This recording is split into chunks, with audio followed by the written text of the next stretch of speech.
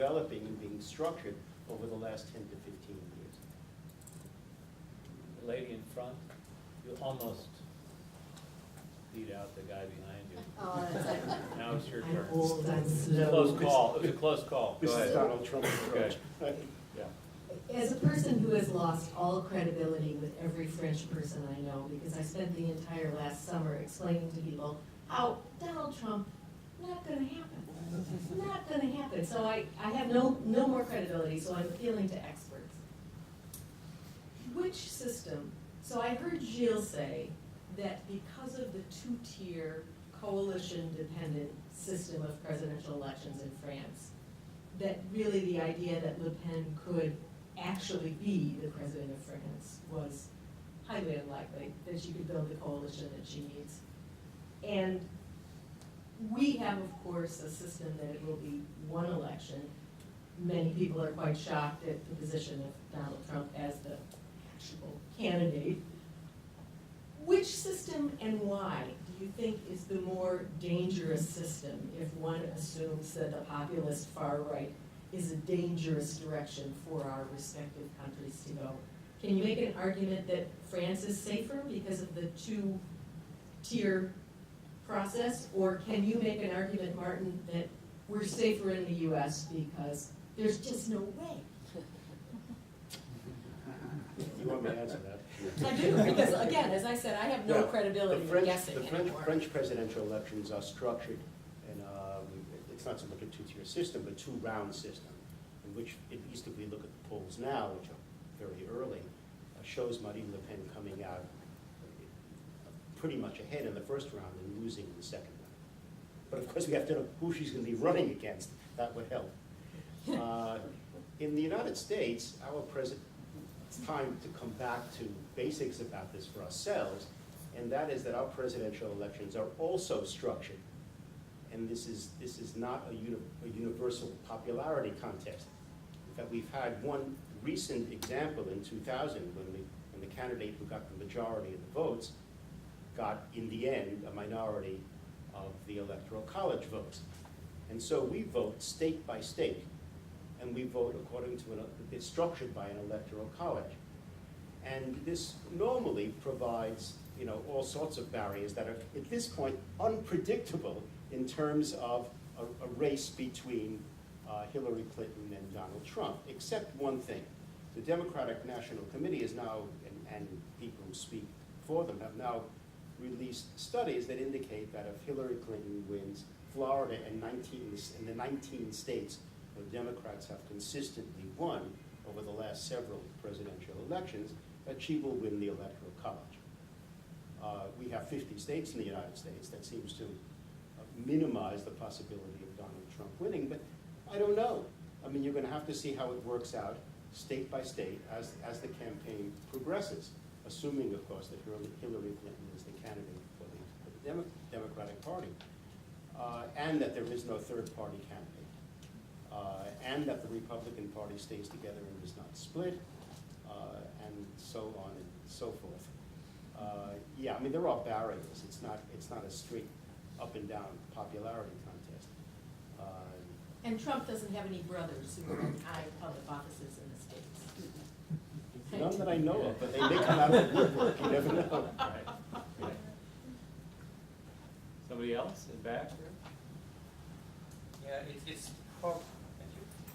it's probably related to what we just talked about, but it was very interesting to hear you, Martin, at the beginning talking about bipartisanship and how that completely disappeared and people were like along party lines. But as an observer of American politics for the last 20 years, coming from France, what's striking to me is, and this is another example, is what this gentleman just said about Sanders versus Clinton. This really doesn't look like a country with a two-party system functioning. So the question is, what would it take? And maybe it's the system, the electoral, colleges and all those kinds of things. But what would it take for this country to become more than a really two-party country? I mean, because the Democrats, from Sanders to Clinton, and the Republicans from Trump, and then the Tea Party and it's not working? Well, it's a really, really interesting question, particularly if you do a comparison. You want me to answer that? Yeah, oh yeah, I think he was directed to Yeah. Martin, yeah. I mean- If you do a comparison between political parties in the United States and political parties, generally speaking, in Europe, if you use the standard of European political parties, then we just don't have political parties in the United States, because we don't have structures that can, for example, here's the big example, that candidates running in the name of the party can be vetoed by a control commission at the head of the party. I mean, in Europe, it's really very difficult to run for legislative office by opposing the party itself. I mean, you can run as an independent, but you can't run as a socialist candidate saying, I hate the socialist leadership. I mean, that really isn't going to go off very well. And they will deprive you of the party label. In the United States, we don't have parties that are centrally organized. We don't have parties that are centrally financed. We don't have parties in which there are control commissions that can control who runs in the name of the party. What we have is, we have presidential parties which emerge at the time of each presidential election at enormous cost. That's why elections cost so much money, because every presidential candidate has to structure his or her own organization. The Democratic National Committee and the Republican National Committee consists of several offices in Washington, D.C., and between presidential elections, they often can't pay their phone bills.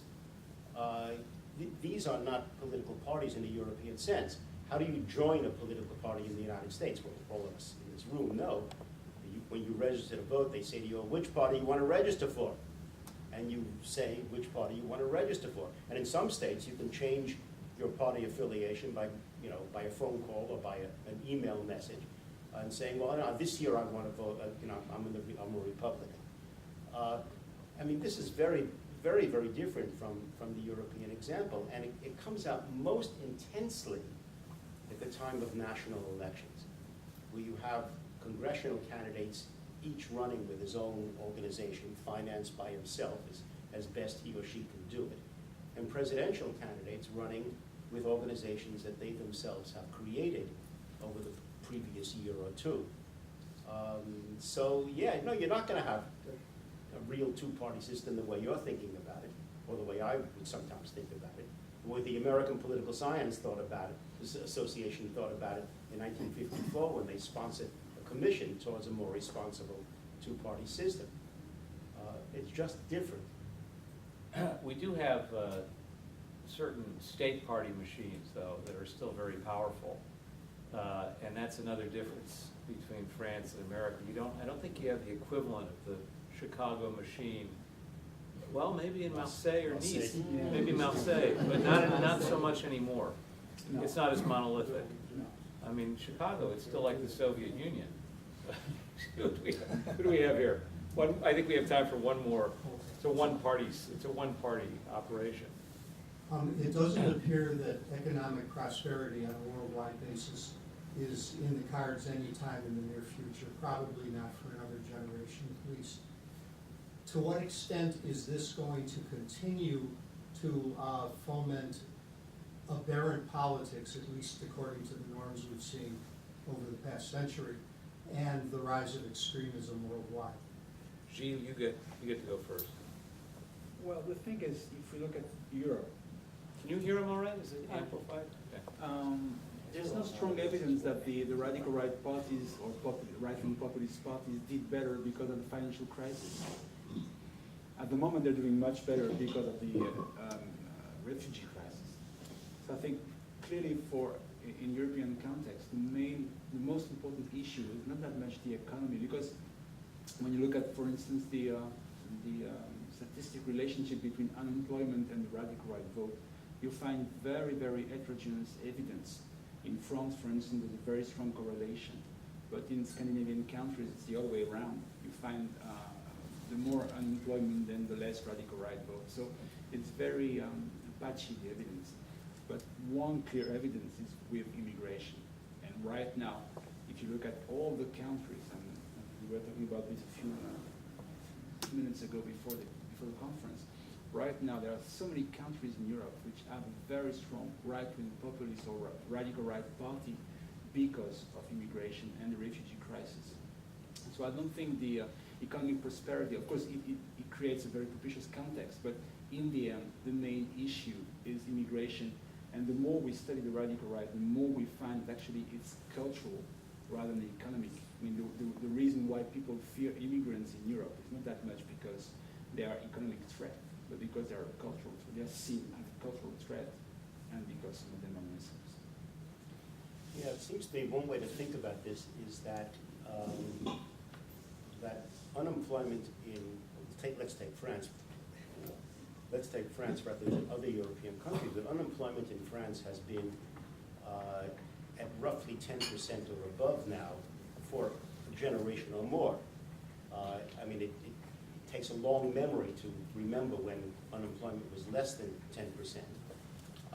And the radical right has ebbed and flowed in France with high unemployment and the same high unemployment and continuing high unemployment. And so clearly you have a kind of constant, which is unemployment and a bad economy. And what has varied has been other things.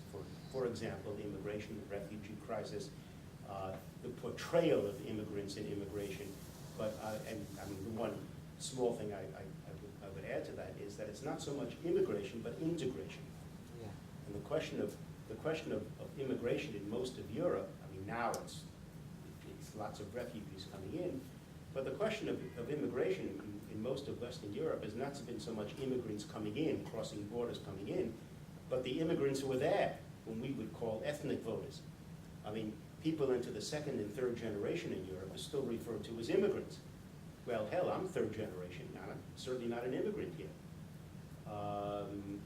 And so there really is this real difference, and it's a difference in cultural terms that gets expressed in questions of integration. That good?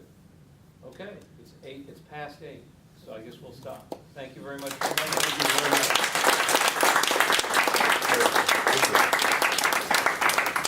Thank you all. Thank you all for coming. I thought it was fascinating. All of our questions were answered.